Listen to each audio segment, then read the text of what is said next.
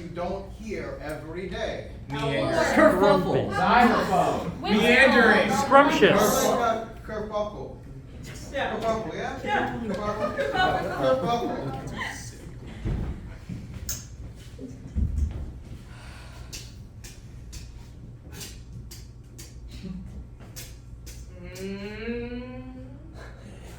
Not quite sure about it. I kind of like it. If if we angle it in the right way, it's like a rock NFT. I'm sexually attracted to it. I don't know what to do with that.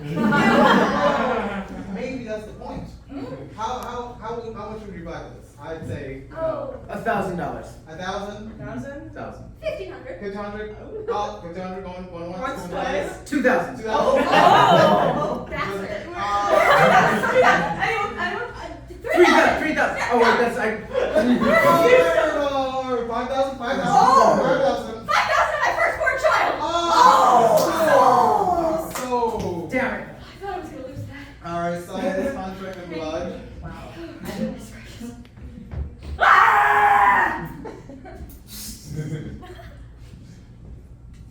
Thank you. Now you know NFTs are bad for you.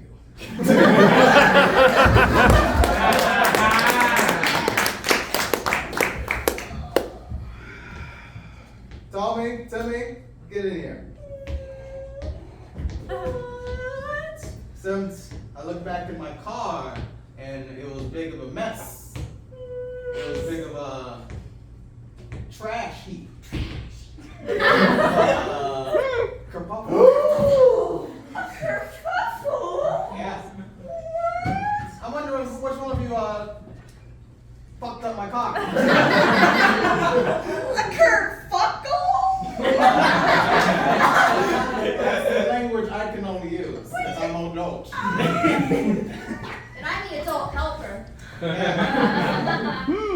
Janet, I swear to God, you get involved in this family drama one more time. Janet is your stepmother. You listen to her.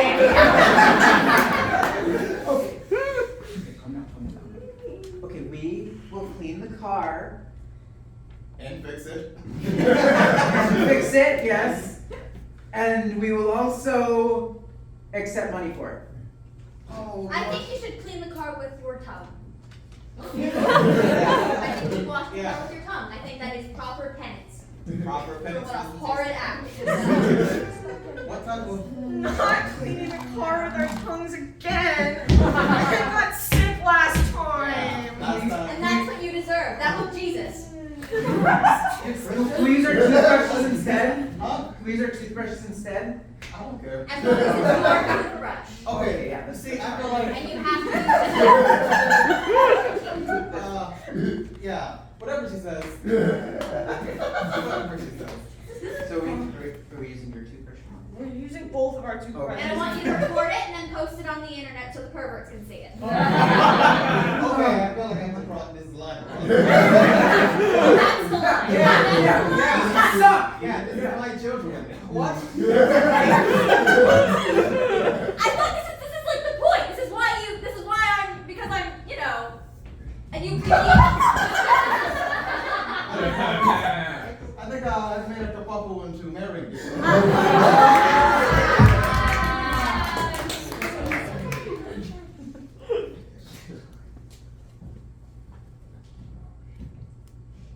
These bones. They're gone. The mystery at foot.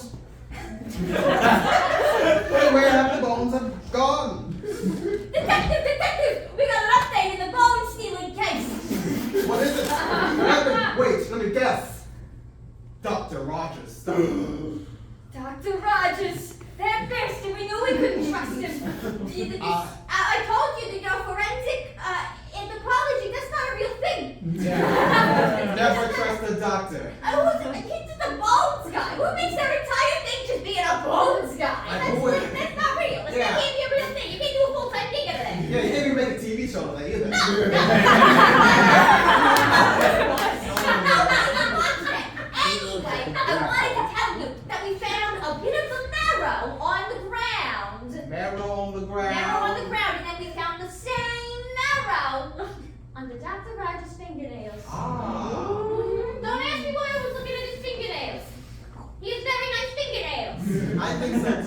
you look at him, it's like a cubicle. It's like, oh my god, like he Like- just doesn't even go to a salon.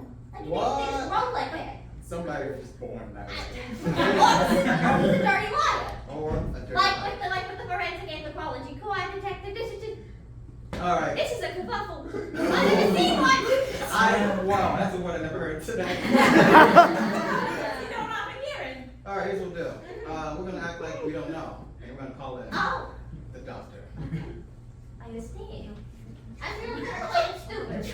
Because I'm stupid. Hey, doctor, come on in. We got some bones to look at. Oh, you said bones where? Doctor. Yes. Aha! I told you. Oh god, it's the lady that looks at my fingernails. Well, you have pretty fingernails. A dirty manicured bastard. So what are you doing? Bad things, I believe. Crimes, bone crimes. Bone crime? Bone crimes. I am a forensic anthropologist. That's not a real thing. Yes, it is. Bone Okay, I went to school for 4 years for it. I think that people go to school for comedy arts. That's not a real thing. You can go to school for anything these days. Yeah, exactly. I can go to school for pants wearing.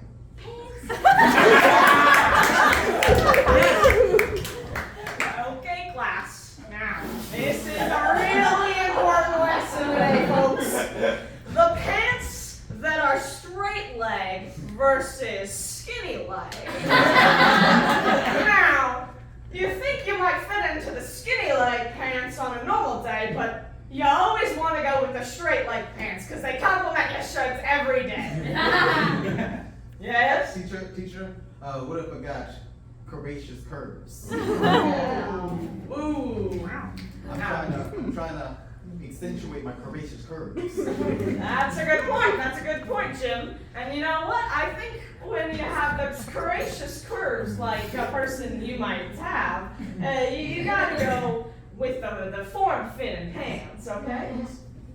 Write that down. Oh, yes. What if I don't have curvaceous curves, but I want them? This is pants wearing, not Jim going to class. I'll teach you how to make the pants look good, not how to make the legs look good. Moving on. Teacher, what about bell bottoms? Oh. Did you even read the syllabus? We said not to talk about bell bottoms in the I class. can't read. I did know that. I apologize for calling you out. I'm not an IEP. I don't. I fucking forgot about the IEP. Don't sue me. I am a pants professor. This college needs me as their pants professor. Please don't. I mean, that is right. You're the only. I am the only This is the one. only pants class. Yeah. That is fair. So can we forget about this all? Yeah, I need this for my pre-elective. Yes. You know what? I thought this was art class. I'm inclined to forgive you. We can just forget all about this.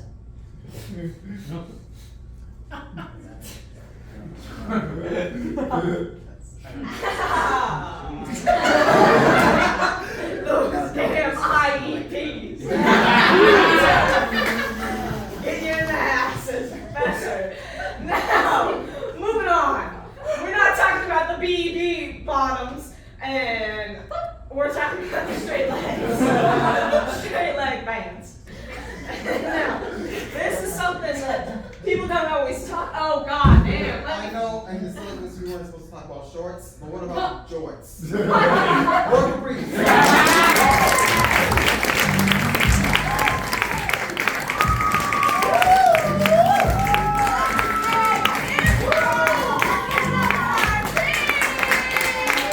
Okay, so next up is a personal favorite of mine, a personal friend. He's our Chicago Mitch Hedberg. This is Keaton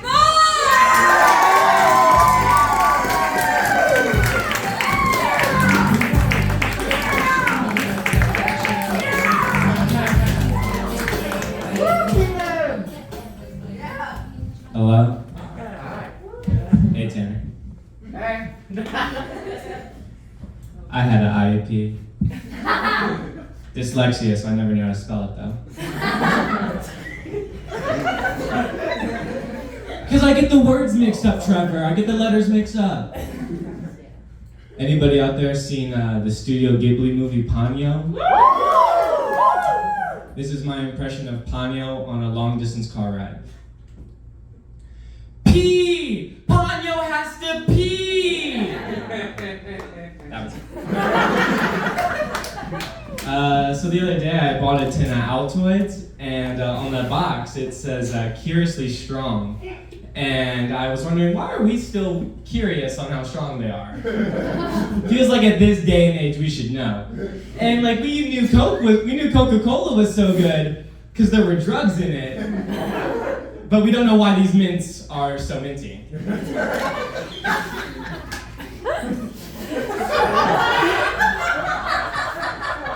I've never seen one person on a tandem bike.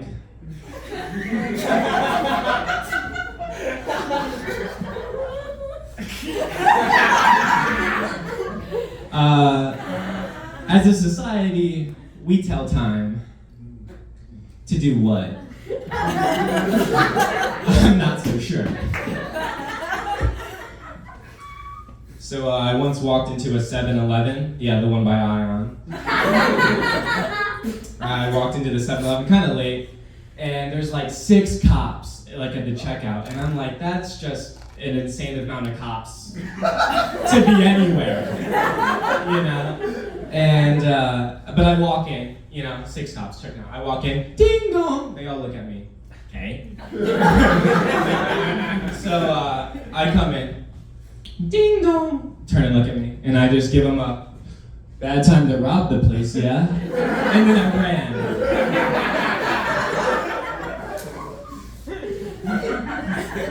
So the other day, I was just in my bed and I was just like, damn, I could really eat a sheet of paper right now. And so I went and I scavenged and I found a sheet of loose leaf and I took a bite. And it wasn't as good as I remember, guys. It was not, to be honest. It might have been because it was gritted and not orange. Anybody ever have good success with a Snapchat call? Not me. They got the annoying ass ringtone, and then you answer, and it's like a little circle, and you're like, hello? Are you there? Like, let me in. I'm here. It's the only time I ever used Snapchat call. I went to Golden Apple. Yeah! Oh, big diner fans. And I asked, the waiter came up to me, and she was like, I ordered pancakes, and she was like, how do you want your eggs for the side? And I said, with bacon.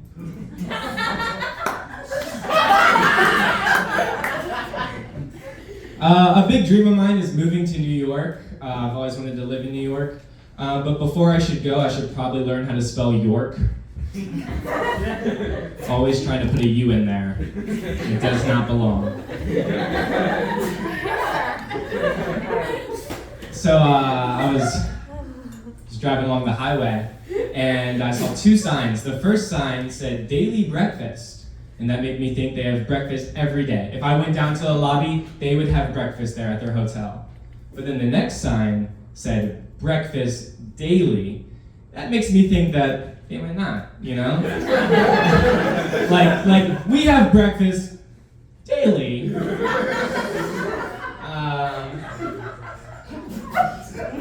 I'm not left-handed, but I think I'd be really good at it.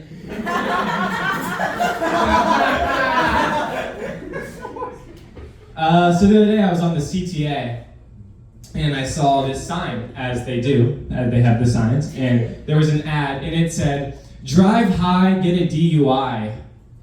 Good thing I'm literally on public transportation. I haven't driven in over a year.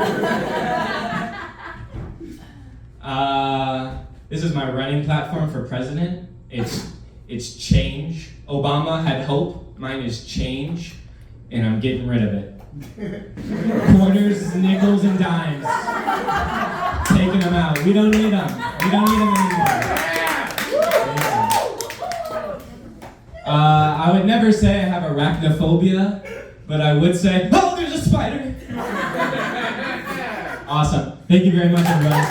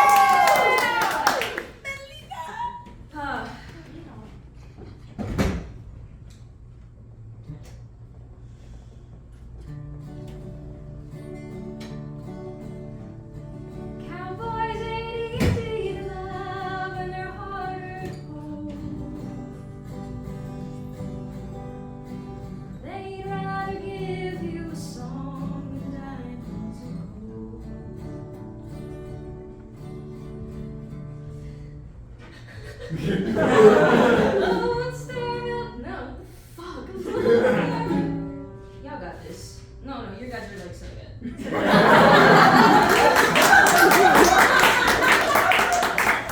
for real. Lone Star Milk buckles. That's not it either.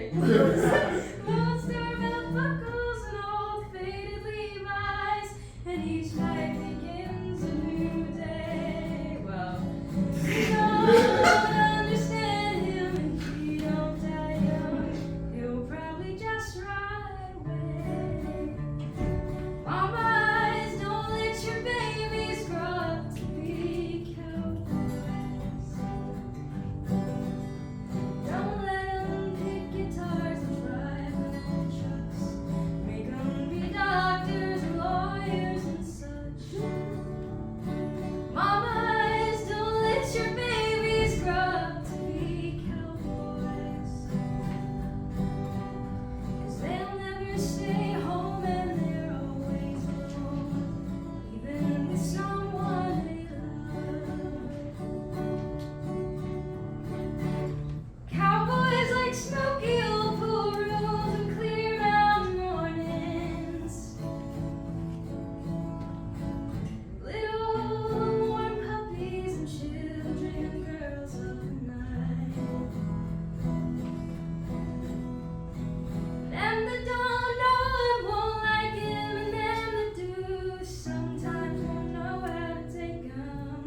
He ain't wrong, he's just different than his right.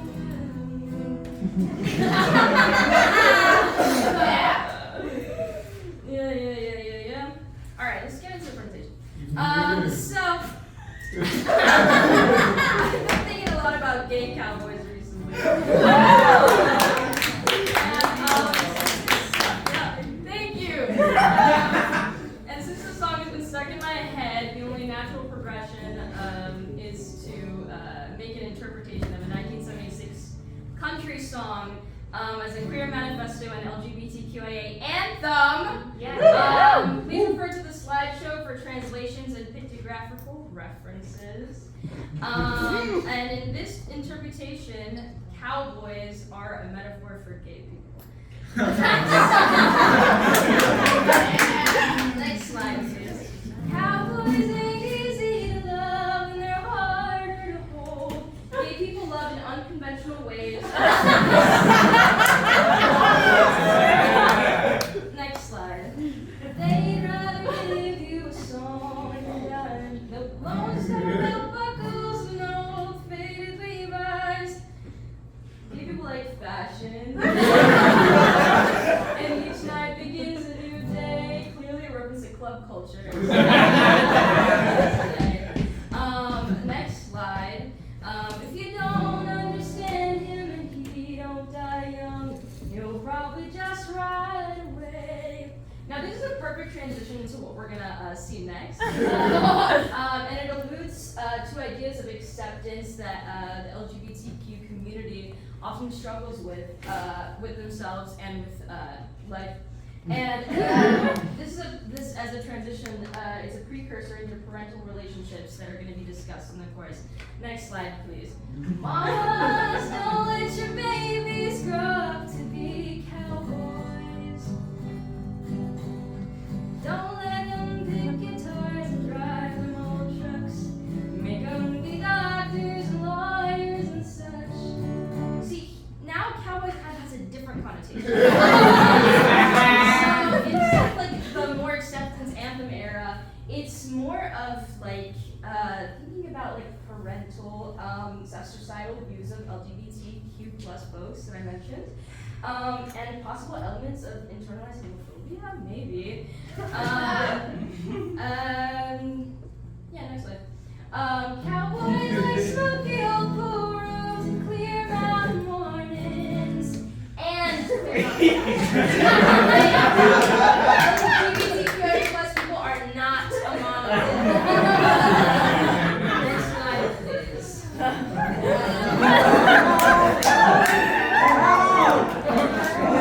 Little warm puppies, barely pup players.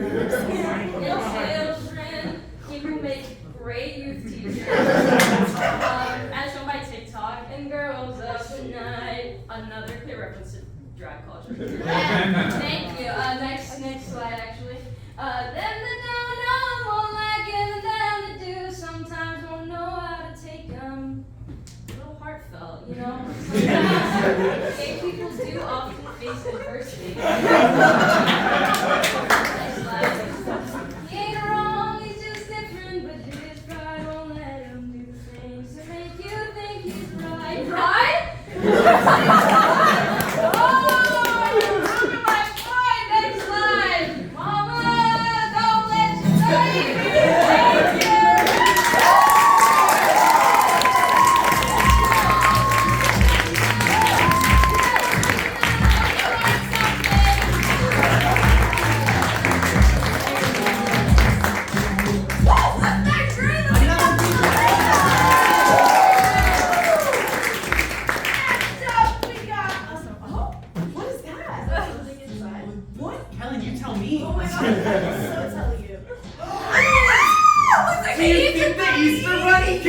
Annoyance? Yeah! He was here? Oh my God. goodness! You know what? An Easter Bunny brought another gift, and that's Ava Carter!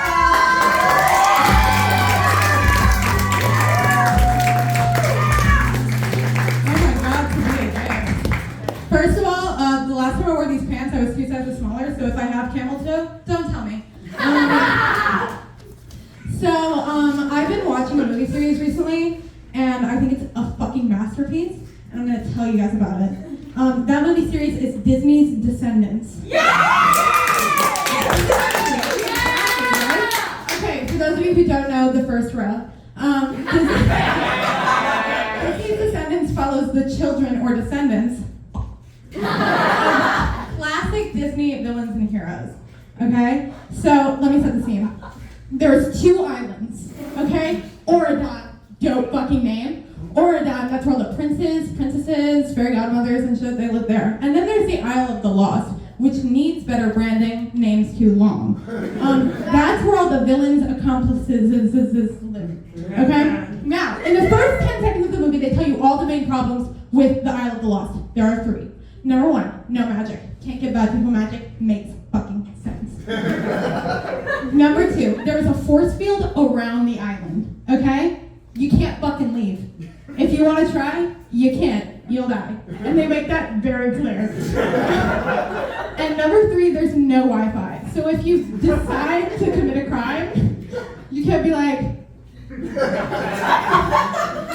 or like my recent, I stole a baby's candy. But no, it's a fucking great movie, okay? And here's the thing, okay. In the first 10 minutes, okay? The first 10 minutes are 4 main characters, which are all children of like classic Disney villains, the ones that you would think of, like, you know, Cruella de Vil. Your natural instinct goes to Cruella de Vil, right? Okay. Thank you. So they're like terrorizing the Isle of the Lost, which is like everybody's getting pissed at them, but this is Villain County. Why is not everybody fucking shit up? You know? They're like really upset about it too. They're like, fuck you! He like threw an apple at a guy's head. It's like that's what they're supposed to do. This is remedial shit. And they're all named kind of after their parents, like a little bit. It's either their parents' name shortened or it's like their parents' name gender swapped. Like Maleficent's daughter is Mal, naturally. Belle's son is Ben. Okay? This is just easy things. I'm gonna name another thing that none of you guys will know, and if you do, I'll love you forever. And it's called Ever After High. Descendants stole that shit. Yeah! Ever After High had an amazing naming system. Okay, and Descendants, Aurora's daughter's name is Audrey. The fuck did they get that from? And Ever After High, Aurora's daughter is named Briar, as in Briar Rose, as in the nickname that Aurora was given as a baby. That's fucking genius. Yeah! Anyways, another plight I have with this movie is that Maleficent is supposed to be like the most evil person in the world, which no. Let's backtrack. Scar literally killed his fucking brother and then tried to kill his juvenile nephew to take over the Pride Lands and starve them because he doesn't know how to be a king. Yeah! All Maleficent did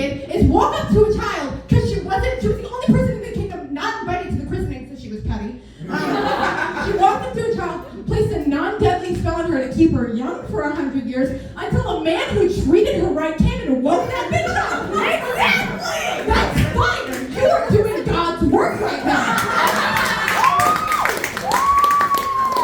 And then, in the third movie, because there are 3 of these, the second one's not good, you don't have to watch it, there's a talking dog and there's no plot.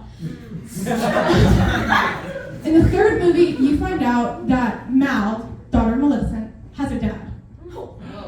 And her dad is Hades from Hercules. Now wait. I know what you're thinking. This opens so many fucking doors. It opens so many doors, and here's why. Because that means that every single villain child has 2 villain parents. My biggest question, who fucked Cruella de Vil?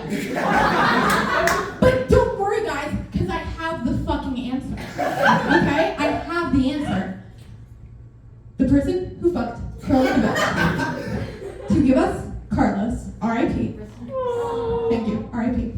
Love you, Cameron Boyce. The guy who fucked Cruella de Vil is Wendy Darling's father, not Captain Hook. Okay, here we go. Not Captain Hook. His son comes in later. Okay, Wendy Darling's father, Mr. Darling of Peter Pan. Okay, you're probably thinking, Mr. Darling's like not even a villain. You're fucking wrong. He treats Wendy like shit because he's like, you can't go out and play with your brother. She's fucking 12. Very misogynistic. He's like, you have to be proper. And then this is what really gets it, okay? So they have a dog named Nana. It's a nanny dog. It's a house-trained dog to take care of the kids. Nana sees Peter Pan's shadow and goes fucking crazy because she thinks there's an intruder in the house because she's a well-trained dog. The dad, Mr. Darling, doesn't like this shit. He's like, the fuck are you barking for? There's an intruder in your house! He takes Nana, he takes her outside in London weather, chains her to a fucking tree, and is like, stay. That's animal abuse. Know who else loves to abuse animals?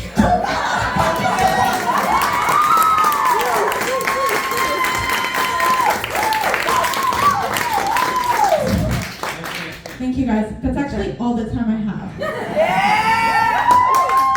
But I love you.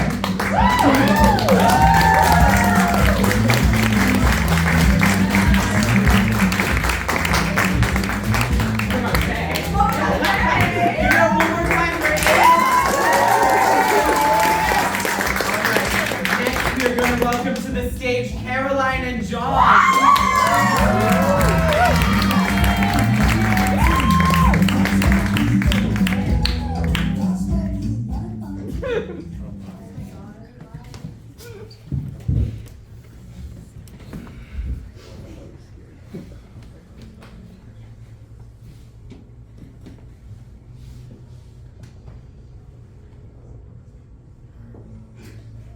Alright, all switches have been flipped, all buttons have been pressed.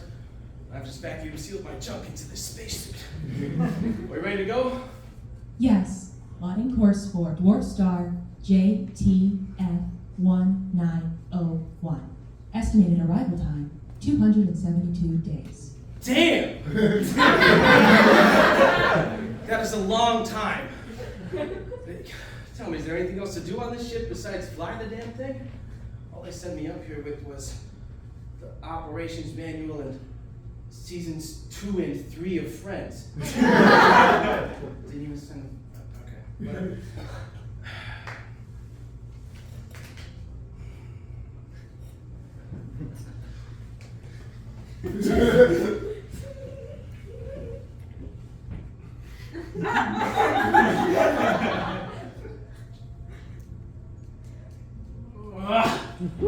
All right, how much longer? Still 272 days.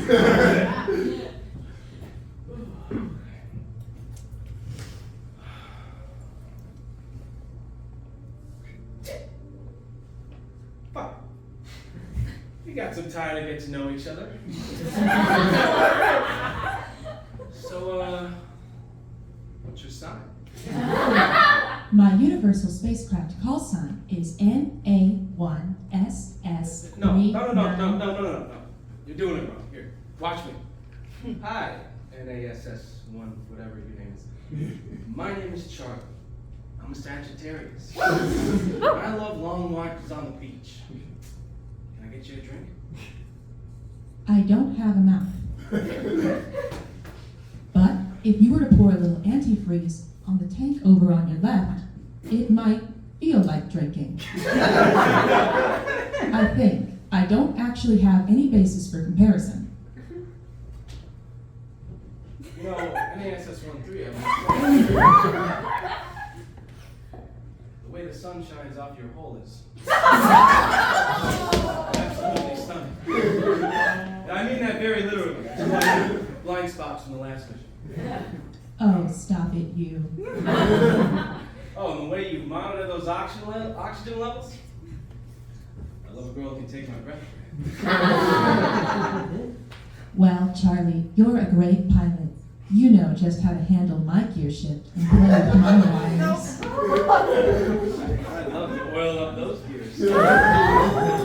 You can dock in my port and You little minx, I'll... Okay, hold on.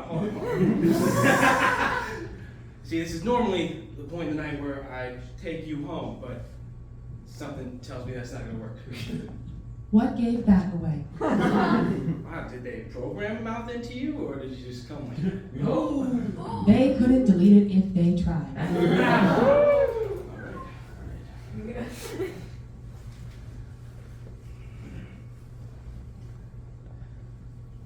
You know, I've got a new proposal. Well, this night's been fun and all. It's been lovely, actually, but what if we slowed things down? You know, and after all, we've got 272 days all to ourselves. 271.75 days now. But you get my point. How about we sit down? Maybe watch seasons 2 and 3 of Friends. Have some one-on-one time. I mean, that's how you really get to know someone, and something tells me I want to get to know you. That sounds great. There is one problem, however. It seems that management has forgot to provide us with a DVD player. Mother!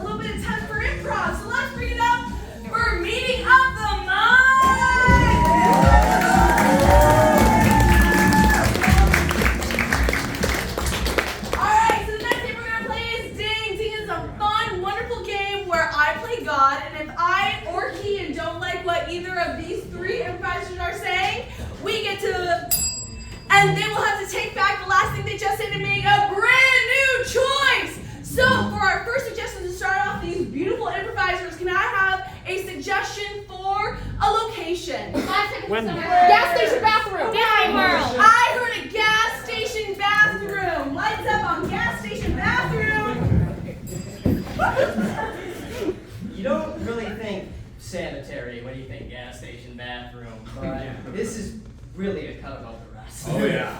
Oh yeah. Hey, I'm so glad you guys like my gas station bathroom. I worked so hard on it. It's like even the graffiti is made out of material that doesn't look like paint. It looks like you just kind of pissed all over the walls.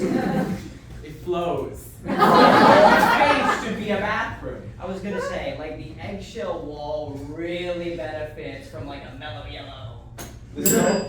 From like a banana color. From like a school bus yellow. I don't think my hands have ever been this clean. You have awesome soap in here. I say, but is the water brown? Yeah. To compensate, you know, life's all about balance. Did you see the sitting area? You call like the little kid stool a sitting area? Oh yeah. You call the little pile of bricks a sitting area? You call the toilet leaking shit a sitting area? Yes, that's the toilet, and this is just the sitting area. And the sink is right here. In between. The toilet is doubling as the sink. It's a trough. Oh my god, why are you putting your hands in there? Hey, it's just a long sink, man. You don't need to judge. Come on. Hey, I really am appreciative of that note. We should divide this. I've used this half as a sink, so this So would be this sink half should be a piss trough. Yeah, this is And this half should be a piss hands. That's what goes in. Why don't you work in interior design? I shouldn't. I'm not allowed to. I am so allowed to, but for personal reasons. You guys are a little preoccupied on categorizing what liquid goes in the trough, and I think you should be a little more concerned with maybe painting the walls, touching up. I already painted the walls. With piss, remember? How could I forget? Hey, I'm starting to think you don't like my bathroom very much. I love it. Hey, I love it. I know you love it, buddy. It's not that I dislike the bathroom, it's just that I want people to come to this gas station and want to come back. And want to take a dump. And want to relieve themselves after pumping their own gas. Because we're in a state where that's allowed. Yeah. I love what we're all saying. I think we can really upgrade this gas station bathroom to the next level. I think it's perfect how it is. I love the feedback you're giving it to me. I'm just gonna flush it right down the toilet. Right down the trough. Right down the sink. Feels like we're talking in circles and not really growing or coming to a conclusion. You haven't even said anything about the carpet yet, so.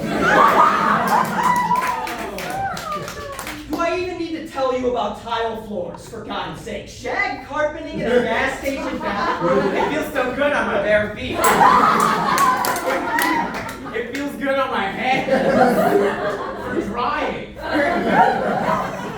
was gonna say, I noticed there's a lack of paper towels and air dryers in this bathroom. It's wicked absorbent. You're from Boston, yeah. Why is that corner stiff?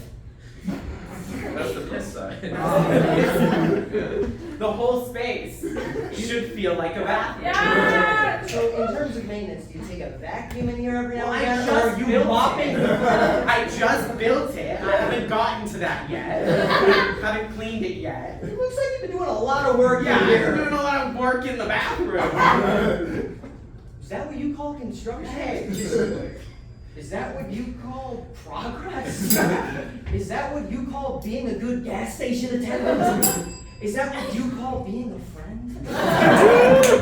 I know friendship was the #1 priority of the gas station together. And But deciding- I thought we decided you were in charge of the gas, you were in charge of the store, and I was in charge of the bathroom. So I don't know why you're all really, I feel encroached upon right now. I know we had a triumvirate in going into this shell gas station deed together, but it seems like some of us are doing the heavy lifting and some of us are just, painting the walls. Some of us designed the whole bathroom. Some of us put lead together.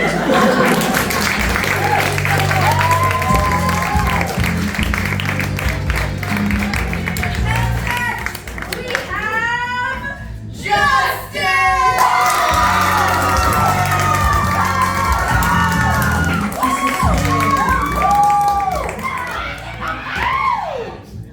Alright, yeah. Thank you. So, thank you. So I don't go to church very often, because I'm Jewish. So that would be like fucking weird. But recently I've been going because one of my roommates is Christian and they didn't have anyone to go with, and I'm not a monster sometimes. It's alright. I don't really get what all the fuss is about. Every now and again, the pastor would go, Jews, and I'd be like, here. Present. He he'd say things like, the Father runs to you. I'm like, well, he's gonna need to catch up. Let's go. Let's do this. But I realize now that I've put myself in a difficult situation because I don't know how I'm gonna tell my parents that I've been to church.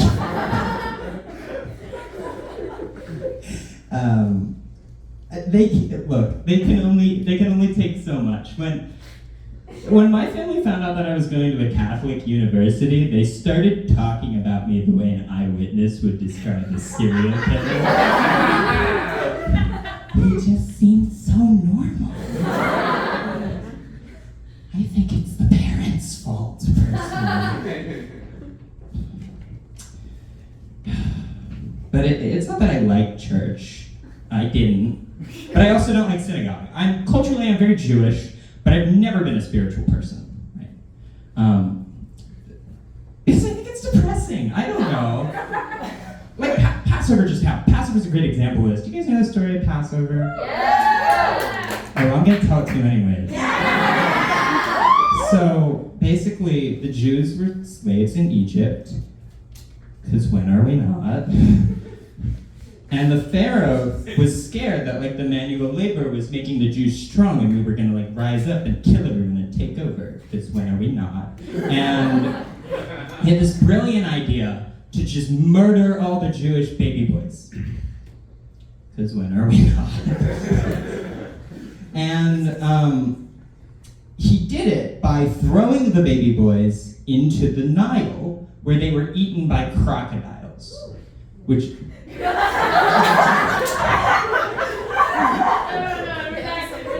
is really sad, but to be a Nile crocodile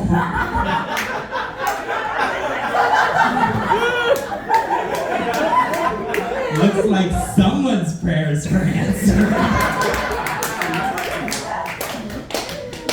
But I don't know. Passover used to scare me as a child. Like the Seder plate. Do you guys know the Seder plate? Yeah. Everything on the plate means a different thing. It used to scare the shit out of me because you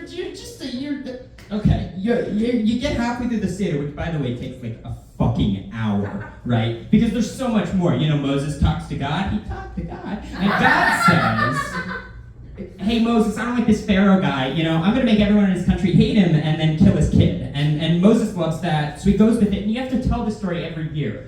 And then halfway through you get to the Seder plate, right? And it's, here you go, Timmy, here's some of that bitter herb, it represents all the tears of those slaves. And here you go, Timmy, this is the part of the shank bone, it represents all the lambs we slaughtered so we could spread their neck blood all over our door frames so the angel of death wouldn't kill our babies.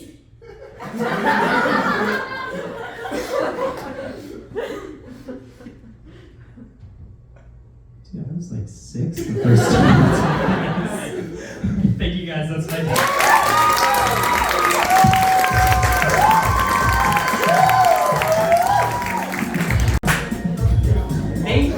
Another big round of applause for Justin! Please welcome to the stage, Allie!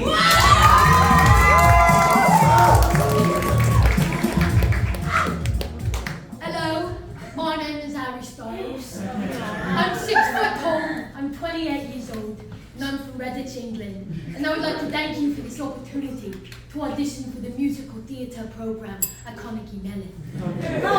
My first piece is Charlie's monologue from A Marriage Story. But I wanted so much! I was a 20-something playwright, and I came from nothing! And suddenly, my face is on the cover of every Time Out New York. And I wanted to fuck everything! And I didn't. And I loved you so much, and I didn't want to lose that. But I was in my 20s, and I didn't want to lose that either.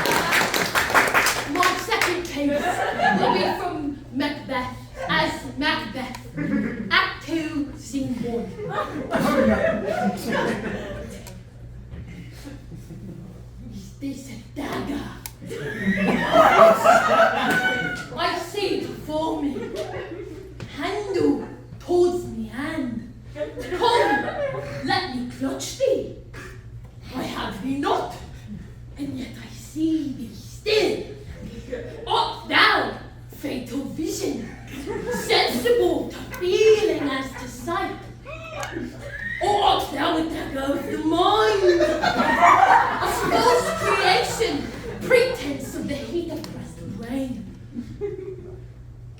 And yet, thou art palpable as which I draw. Thank you. Finally, I'll be singing a selection from the song Waving Through a Window. That's the character of Evan from the musical Evan Hansen. When you're falling in the forest and there's nobody around, do you ever really crash? You're falling in the forest and there's nobody around, do you ever really crash or even make a sound? Did I even make a sound? Did I even make a sound? It's like I've never made a sound. Did I ever make a sound? On the outside, always looking in, will I ever be more than I've always been? 'Cause I'm tap, tap, tap on my glass. I'm waving through a window. I'm trying to speak, but nobody can hear. Then I wait and disappear while I'm tap, tap, tapping on the glass.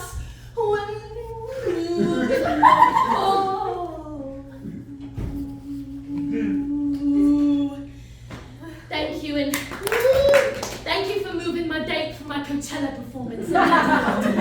Thank you.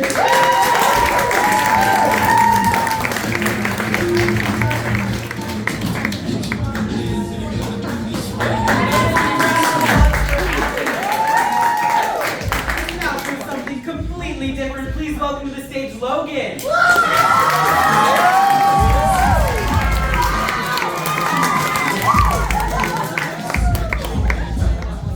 Goodness. I'm kidding. All right, I'm gonna sing a song. Hey, everybody! Hey! Okay, I'm gonna sing a song for you guys. Yeah. A couple of them, probably two. I don't have a lot of time. Yeah. But this first song is okay. I'm gonna confess something to you guys. I have fallen victim to something a lot of people in our generation have fallen victim to, unfortunately, and that is nicotine addiction. So, love the enthusiasm. So, I wrote a song. Oh, shit. It's not important. What's okay, Charter? Yeah, you look good. So this is a song I wrote about being addicted to nicotine and how that is not good for my health.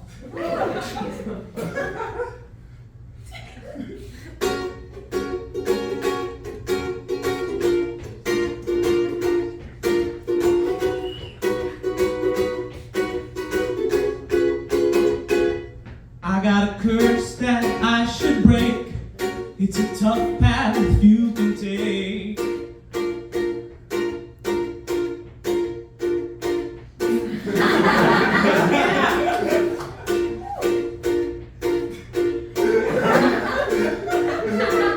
I'm gonna start over.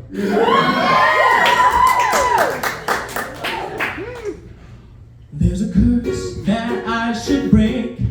It's a tough path you can take. Oh my god. Yeah.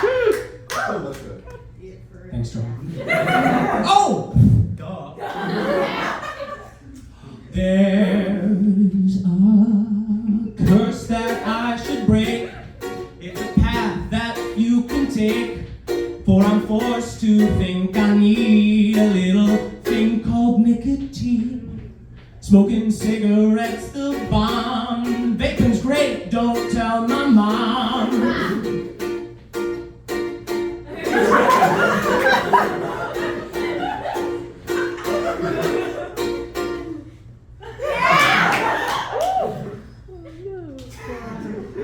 Though I know that it's not smart, seeing as both could stop my heart. No,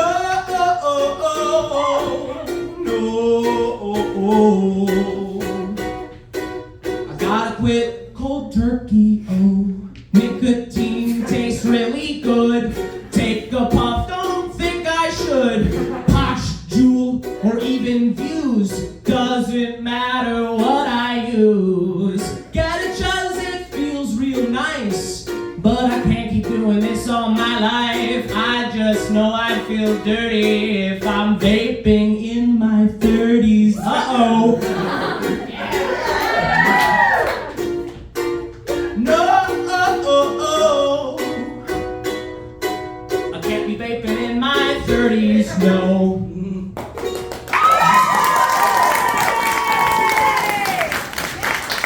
That took longer than expected. But I wrote another song. I don't know how to introduce it really, but I think it's fun. So let's see if you guys agree. It's called Hot Filthy Love. And take that as you will.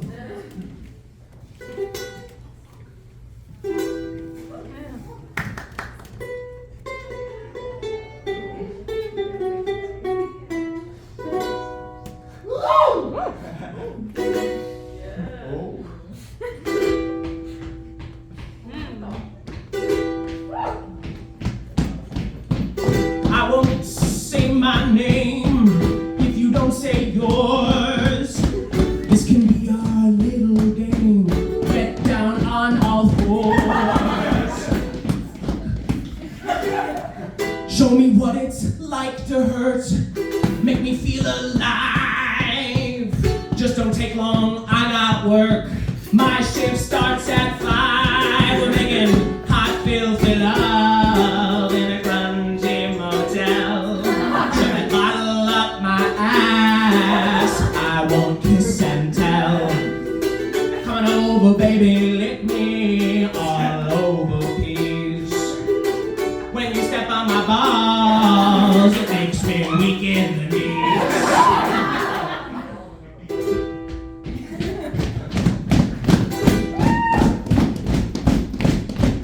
I should really hit the road. Don't want to be late. Put your number in my phone. The code's 1738. Oh yeah, baby.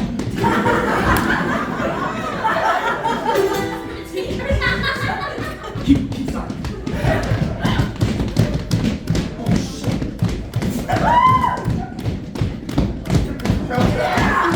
Oh. You can find my Instagram. Hit me up on there. Don't say how cute I am when there's cum on my hair. We're making hot, filthy love in a grungy motel. If there really is a God, send my ass to hell. Come on over, baby, take me. I'm your little slut. We can go on a date, and you can do stuff to my butt.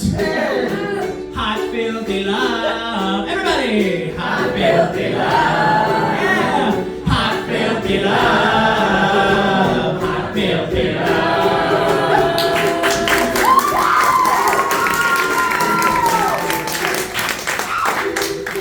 Thank you very much.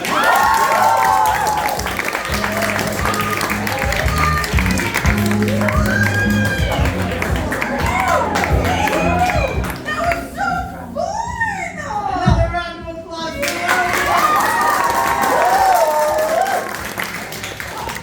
For me? No! For them! Next up we have Adrian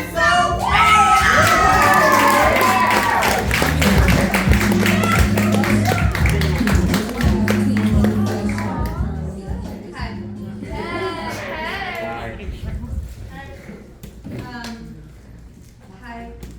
Welcome to my stand-up routine. Yeah! So a fun fact about me is that I am a virgin. By which, of course, I mean that I've never done stand-up before. I have lots of sex.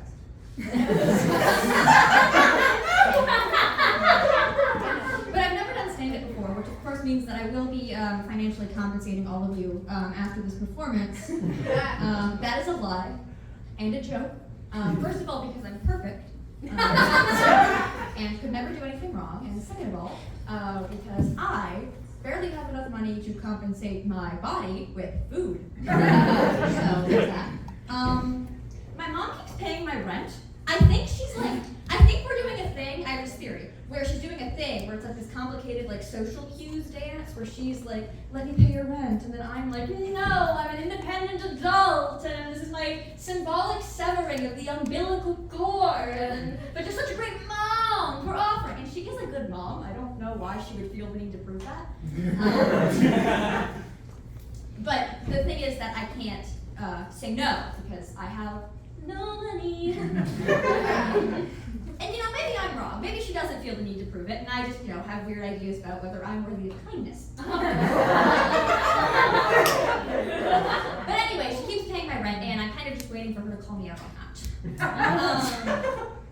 I haven't done stand-up before. This is my first time doing stand-up. This is also just my first time, just going out for any length of time in a while. I've kind of been avoiding society as of late. No particular reason. The thing that I'm pissed about it, though, is the thing. I'm upset that I've been avoiding people because the thing is, I worked so hard in middle school to murder my anxiety. Just so I wouldn't have that problem later in life. You don't understand. I killed that shit. I bottled that up, I boxed it up, covered it in so much packing tape that I couldn't read the label, and shoved it in the back of a closet. And apparently, all that wasn't enough. All I needed was a reason to genuinely be afraid of going outside, and now it's fucking back. And I'm upset about it. And the thing is, I never developed coping skills to deal with it. Because this was middle school. I'm standing up. I never developed the coping skills to deal with it because I killed it in middle school. And middle school is when you're in hell, and you find out what your problems are. And then in high school, you develop the very basic coping skills that you're going to carry with you, so that you're resilient enough to deal with the problems that life throws at you after that. I never had that. That wasn't one of the problems that I had. I learned how to deal with in high school, so I'm just raw dogging this shit. Speaking of raw dogging, I'm very lonely. I've just been doing pretty bad lately, I'm gonna say. Just generally, I'm behind in school and all that fun stuff. Don't worry, I'm not gonna kill myself. I am medicated. Thank you. I actually forgot this morning, which I haven't done in a really long time. I forgot to take my meds. I figured since it's the holiday, I figured that Jesus could take the wheel and do my vitamins for today. Since he's up. I'm on 3 different medications. I'm on birth control, Zoloft, and Adderall. The birth control I feel needs the least amount of explanation, just because I'm not a woman. I am non-binary. I'm not a woman, though I do bear the curse of Eve. And just, I feel like the birth control is explained by the fact that I would take a rusty butter knife, open myself up, and rip out my room with my own hands. But this is all that insurance covers, so the Zoloft, it's pretty pretty self-explanatory. It's the standard issue SSRI. Surprised that it works for me. I don't get off not having problems in this life. It was really fun getting on an SSRI, which I feel a lot of you can relate to.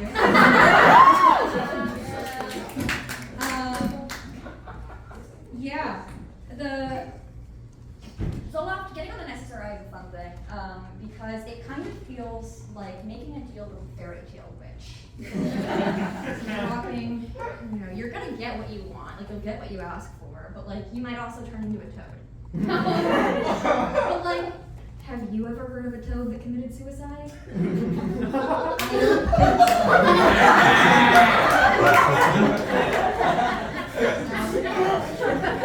thing is, I'm on an SSRI, but I'm also on Adderall, I'm a prescription stimulant for ADHD.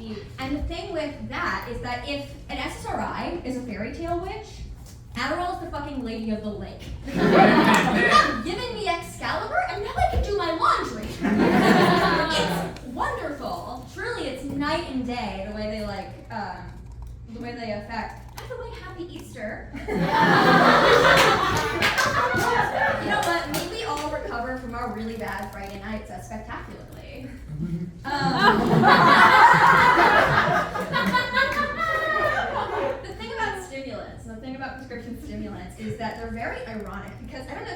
but prescription stimulants for ADHD is actually one of the most effective psychiatric treatments ever for any psychiatric condition.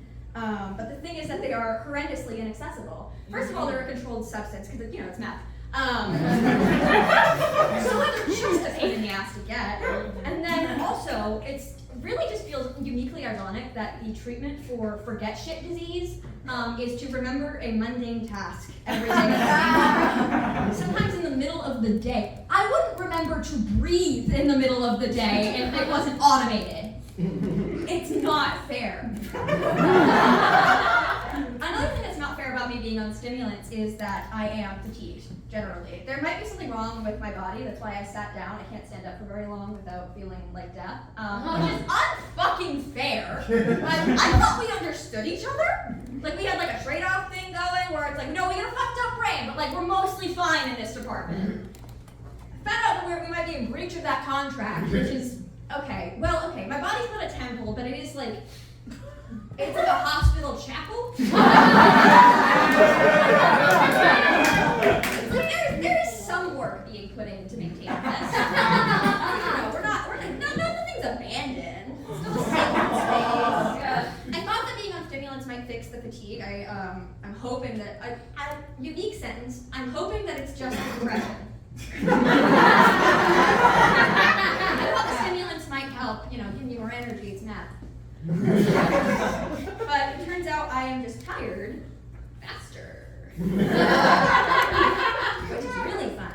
I do wonder if ADHD is the problem. I've come to the realization, like a lot of us recently, that it might have been autism the whole time, which is fun. Getting a diagnosis is really fucking difficult. Like, you have to go to like a neuropsychologist. Which honestly, I don't understand that. Like, honestly, throw away the DSM-5, put me in a room with a bunch of 11-year-old girls, they'll figure it out. There's so much wrong with me. There's so much wrong with me that sometimes I feel like a shambling corpse. Just kind of like walking around, trying to keep it together. I feel like, I'm gonna be vulnerable with you guys. I feel like there are holes in me. like 5 specifically. perhaps located on my extremities, and maybe one in the middle. Everybody loves me, but nobody's really there to have a shoulder to cry on or counsel me through my complicated relationship with my dad. But you know what? If Jesus could do it, so could I. Happy Easter!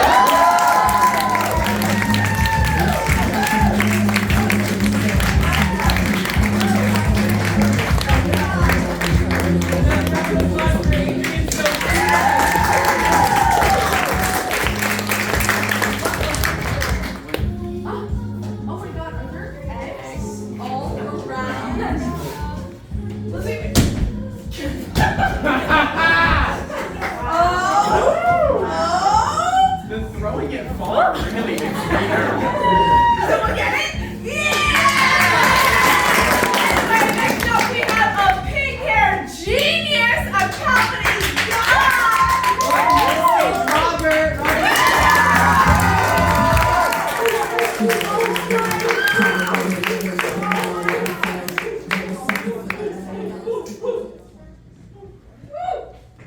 I'm just making all my little adjustments. Feel free to talk amongst yourselves.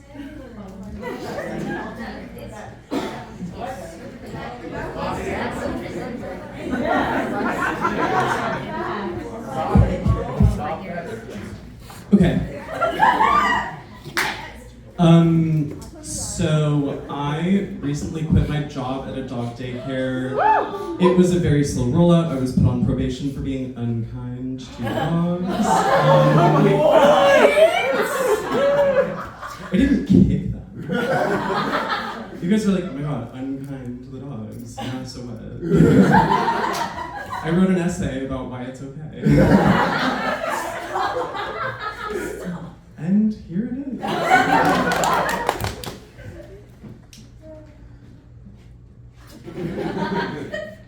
Okay, also my printer doesn't print in black, it only prints in pink. Don't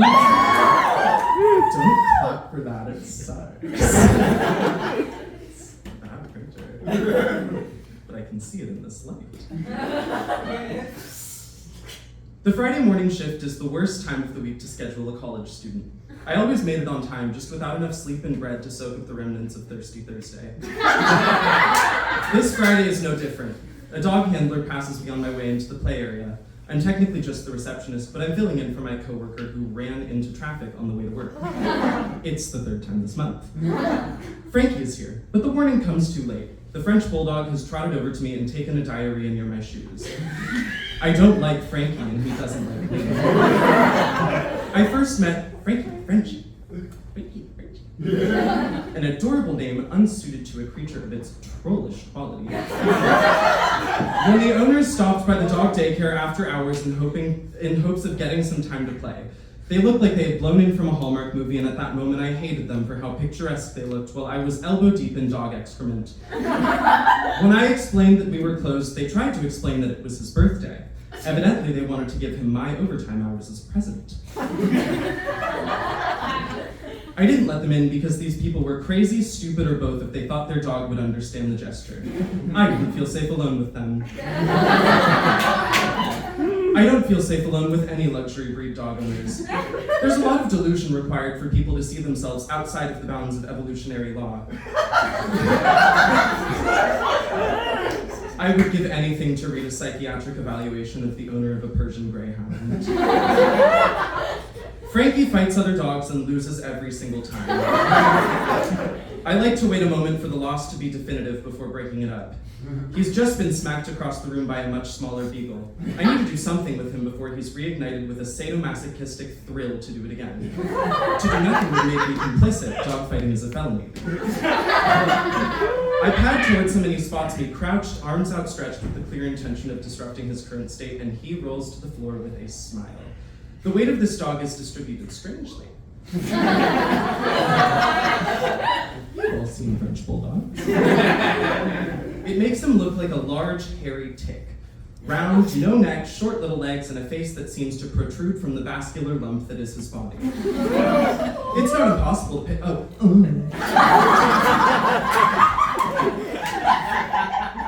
you. Unless that was one of my friends. It's not impossible to pick him up, but it's difficult, and he knows it from the way that his expression morphs into something more and more deranged. His tongue falls out and his eyes bug, like he's laughing at my struggle to deadlift him off the floor. I get him off the ground and lug him across the room like a honey-baked ham. I move quickly to avoid being caught on the facility cameras. The footage out of context would come across as a form of isolation-based psychological torture and not a begrudging protection. His banishment doesn't stop him from making himself a large presence in the space. Before I can get more than a few steps away from the pen I put him in, the bad dog's pen, I hear a scream. Not a bark, but a scream. The other dogs gravitate towards the strange sound, probably because their predator-prey instincts kicked in and they wanted to put the injured animal out of its misery. Specialty bred dogs are no better than any other dogs in the Canis familiaris gene pool. In fact, I think they're worse. And a little French bulldog started to reverse sneeze, and the owner, what you have to do is you have to plug the air, and so it coughs and starts, and it forces it back in. It's like when you breathe into a paper bag, and it like forces, there's a science behind it. And I went, ew, that's fucking gross. And she was like, that's really mean. And I was like, I'm out of here in 4 days. Like, what are you gonna do? It's not my boss. I'm so bitter sometimes.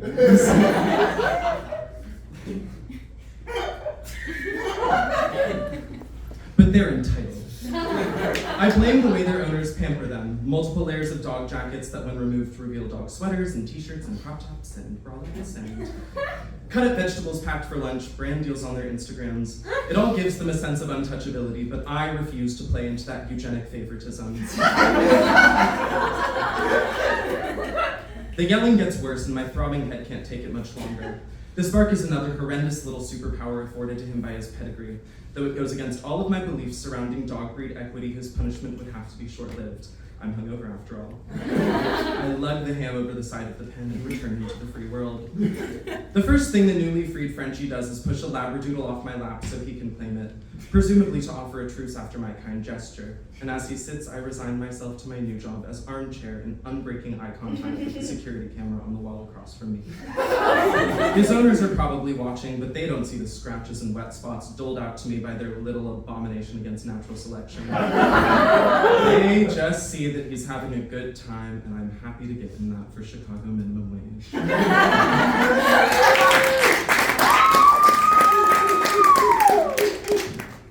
And now I have another essay.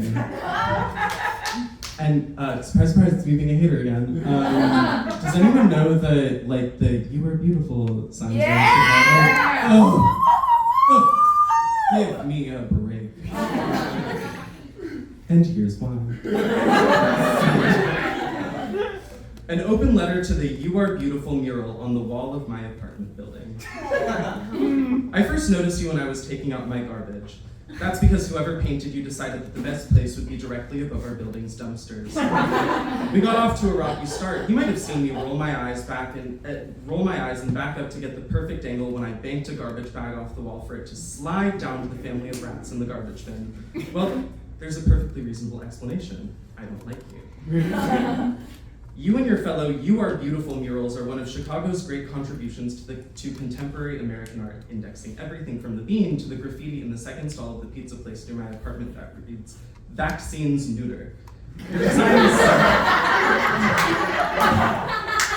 Your design is simple, a rectangle with words center aligned in standard Arial font, all stylistic conventions of the gentrification artwork movement. But don't worry, there are many opportunities for customization despite the simple design, with any combination of colors you could imagine, as long as it's only two. The colors chosen for you are yellow and black in an homage to the reserved beauty of caution tape. The building is no stranger to caution tape. I won't soon forget the weeks I spent taking the side entrance because the lead paint in the unit downstairs was being sanded off the walls, releasing thousands of tiny little lead particles into the air. Or maybe I will, such is the nature of lead. Maybe the colors are more functional than aesthetic. There's a pretty nasty family of rats living about 12 feet below you. You are beautiful, but you won't be when the rats get to that pretty little nose. I suppose I should tell you about your creator. A few years ago, a man named Matthew Hoffman started putting "You Are Beautiful" stickers all over the city of Chicago in order to inspire and possibly catcall pedestrians. That's about as much information as I could get about this Matthew Hoffman from Google because there's another Matthew Hoffman, murderer, of whom much more information is available via the public record. Let's call them Good Matthew and Bad Matthew. They're like Jekyll and Hyde, each a warrior for their respective hope and evil, though on different scales. Bad Matthew is in prison for a triple homicide. Good Matthew inspires. With only a fraction of the creative energy a fortune cookie puts into its copy text. Kind of like Tammy Faye's relentless positivity in the face of Jim Baker's crimes and infidelities. You have a momentous task being his gospel. And this is a joke that I like, and I'm just going to see if it plays. Call it the Book of Job-less. Oh! No pain noted. The beautification of the city of Chicago is noble. All of the money spent on these murals almost makes up for it. I thought I had 10 minutes! Oh my god, that was 10 minutes?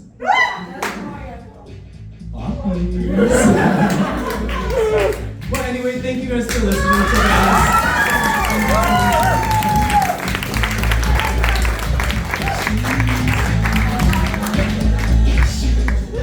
Looks like y'all just have to come to our show next week to hear the end of Robert's essay. Next up to the stage, we have Lazarus.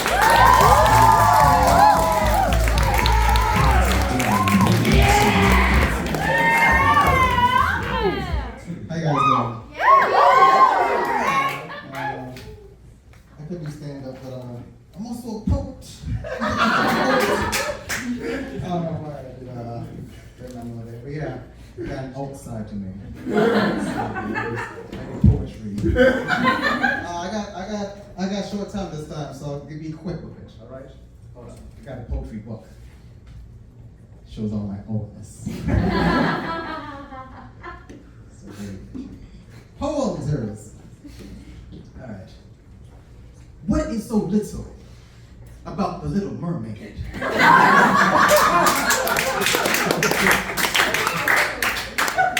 She's taller than me.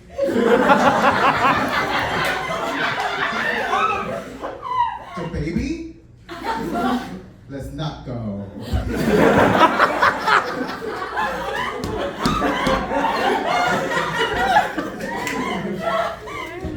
Did it hurt when you fell from the heavens?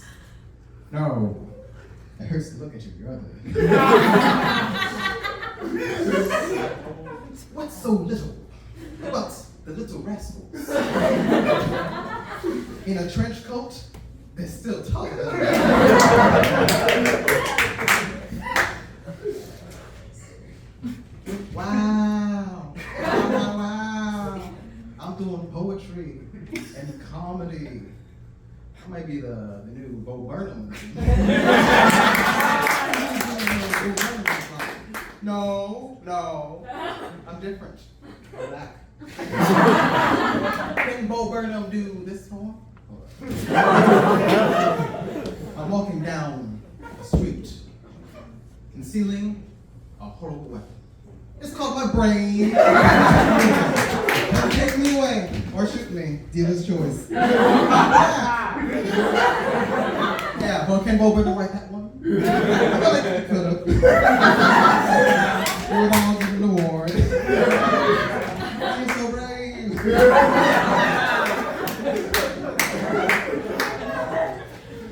You make me want to smoke. You make me want to smoke so bad. I never wanted, but now I have, and now I've become my dad.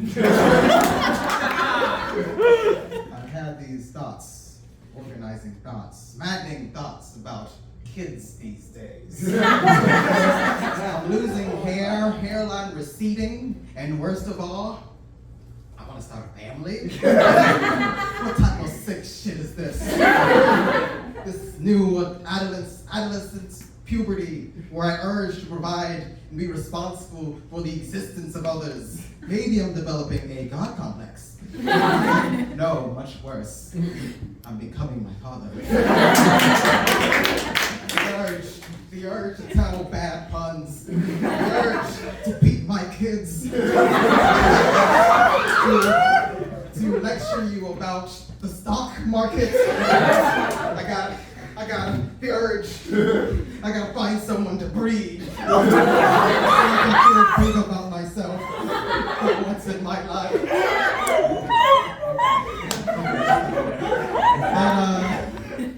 That poem was called The Masculine Urge to Be Daddy.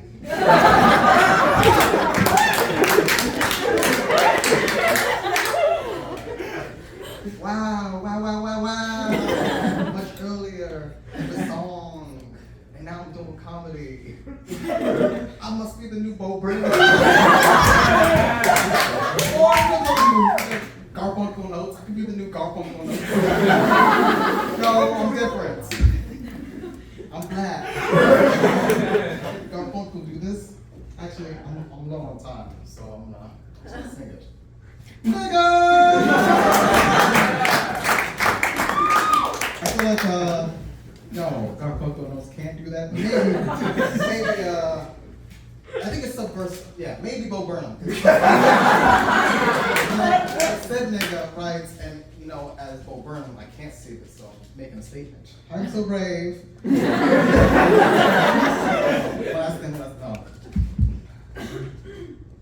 Oh, yeah.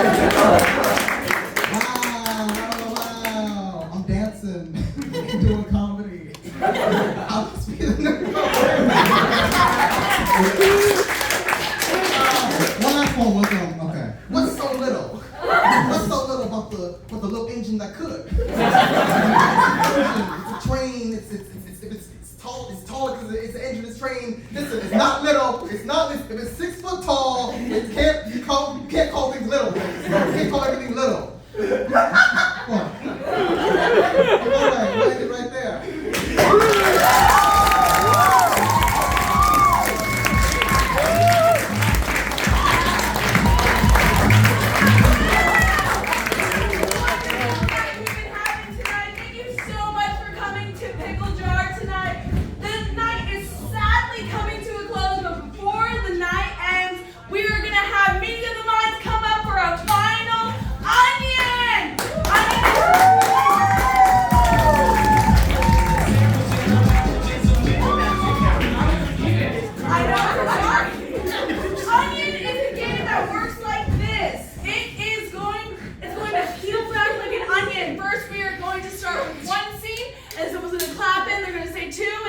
be a 2-person scene. We're gonna go all the way up to 5, and then we're gonna slowly peel back the onion, going back to the first scene that started with the first 1-person scene. You're gonna love it when you see it. And if you really love it, you can come to TTS at 408 on Thursdays, and you can come to our improv club and join Meeting of the Minds.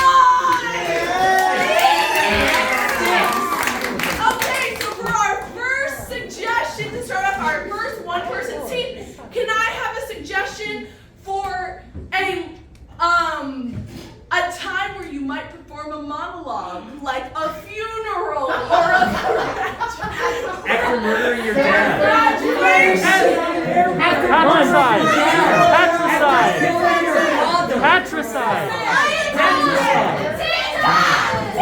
Patricide! Patricide!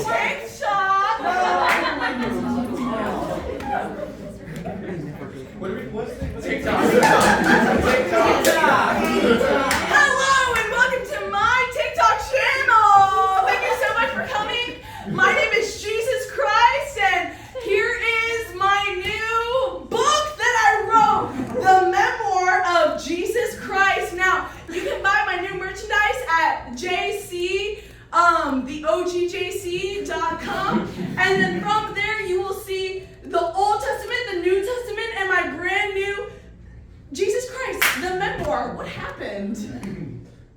I wouldn't have started eating if you told me we were doing this. Oh, I'm so sorry that you thought we were doing a hamburger competition, but really it's a hot dog competition. So I need you to bucker down, drink that milk, and eat I those don't hot like when dogs. you use the word gullet. Oh, really? Well, I need you to gullet all those hot dogs, bitch! Here you go. I don't like it. I don't like it. I really need you to win. You're in debt. I just don't think it's really fair that Ryan gets to be the sword swallower. Ryan is the best sword swallower. He's rubbing it right now. He's rubbing it in my face. Actually, slide during our sword swallowing, you would be able to actually compete against Ryan. Ryan, one more. Thank you. Thank you. Maybe if you really wanted me in the circus, you'd give me a special job like Ryan.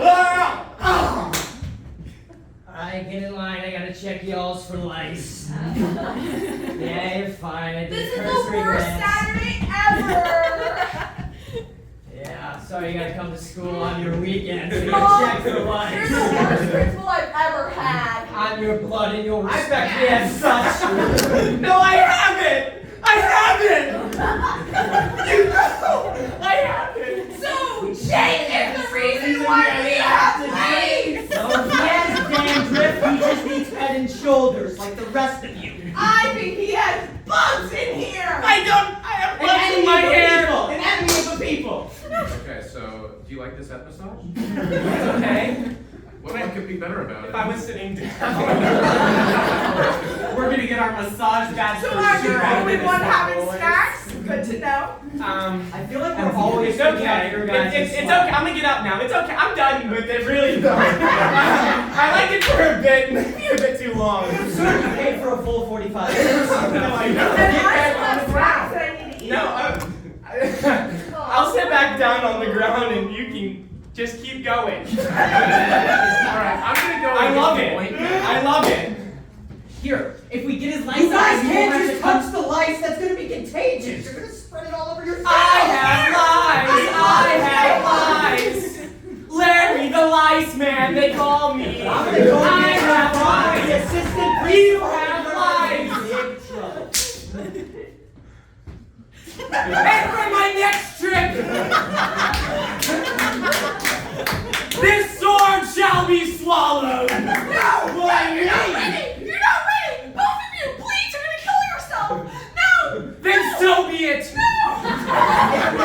Bye, guys. Give them a show. Are you ready, David? Yes. On your call. Call! I need to go to the hospital. And you know, I didn't win the competition. I couldn't get him down my gullet fast enough. And it was a sad, sad day when my friend lost the hot dog eating competition. Joey Chestnut's too good. He's never lost! Oh, he's never lost! And now all we can... I'm still here.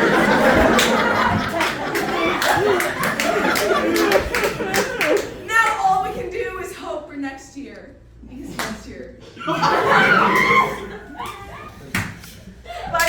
My new memoir, The Bible, the audiobook is done by Morgan Freeman, God Almighty himself. And that was, and my name is Jesus Christ. Thank you so much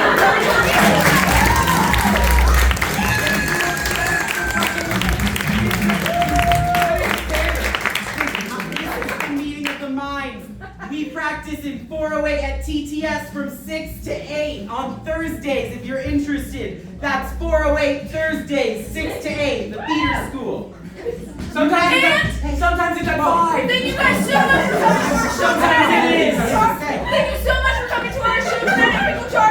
If you would like to go see Kid at Church, you are able to go see that show for free right now after this show right now. And you just gotta go to the I always text them before I go to make sure what time to get here. We have all been comped for the big theater show at the Annoyance. Go see the main show if you have exercise. I was gonna say this. Do it.